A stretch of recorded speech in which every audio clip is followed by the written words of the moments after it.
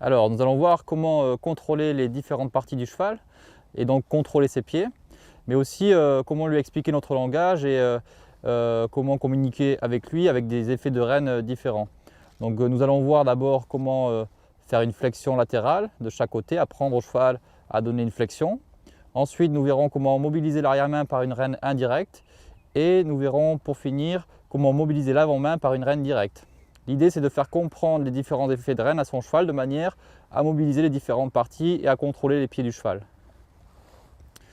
Donc, dans un premier temps, depuis l'arrêt, je vais demander une flexion latérale. Je vais ici lever la rêne, ici glisser la main, fermer les doigts progressivement. Voilà, si le cheval cède, ouvrir vite et emmener progressivement le cheval à suivre la sensation du licol. Relâchez vite quand le cheval cède. De la même manière, je vais lui apprendre à céder à cet effet de rêne ici à droite, fermer les doigts doucement, ouvrir vite au moment où le cheval cède. Répétez cet exercice de manière à avoir un cheval de plus en plus léger, relâché. Bien. Et qui comprenne que quand vous glissez votre main, fermez les doigts progressivement et que vous emmenez votre main vers votre nombril, votre cheval suit cet effet de rêne en donnant une flexion latérale. Donc cet exercice, bien sûr, peut être réalisé en filet. De la même manière, écoutez la bouche du cheval, relâchez vite quand le cheval cède, de manière à avoir une flexion latérale correcte. À partir de cette flexion latérale, je vais pouvoir progressivement obtenir le contrôle des postérieurs. Et je vais demander par l'effet d'une rêne indirecte, le contrôle de l'arrière-main. Donc à partir ici du mouvement, juste au pas, je vais glisser ma main, demander une légère flexion et activer ma jambe ici pour pousser l'arrière-main. Ici. L'idée, c'est que le cheval croise ses postérieurs sur l'action de ma rêne indirecte et de ma jambe. Et je relâche au moment où le cheval cède. Je vais refaire. Légère flexion latérale ici. Ma jambe qui vient pousser la hanche et relâcher au moment où le cheval cède la main et les jambes. Je peux bien sûr faire ça des deux côtés.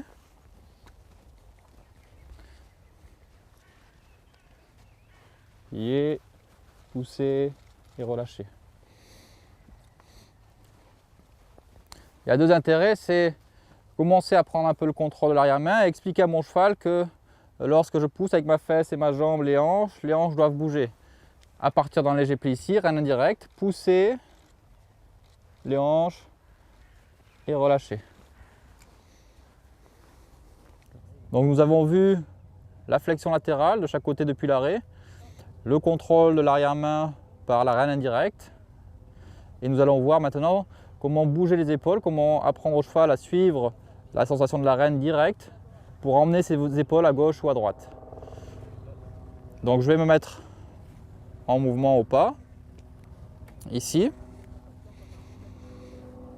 Cette fois-ci, je vais fermer le côté opposé avec ma jambe extérieure et rêne extérieure et puis je vais ouvrir ici cette rêne directe et demander au cheval de suivre cette rêne et de bouger ses épaules.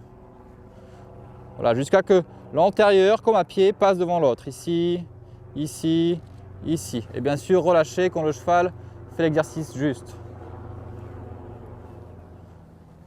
Je vais fermer le côté opposé. Donc ma jambe gauche, ma rêne gauche ici sur l'encolure. Et ouvrir le côté droit ici, rêne directe. Et apprendre au cheval à suivre cette rêne-là. Pas pour une flexion, mais pour bouger ses épaules vers la droite. On voit les épaules ici. Voilà.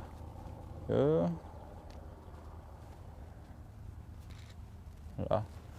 Et relâchez au moment où vous sentez que le cheval suit bien cette rêne-là et que les épaules bougent bien vers la direction donnée.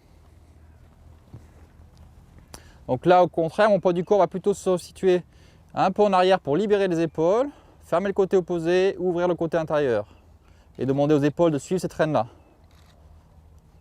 Là, là, là. Ok. Ici.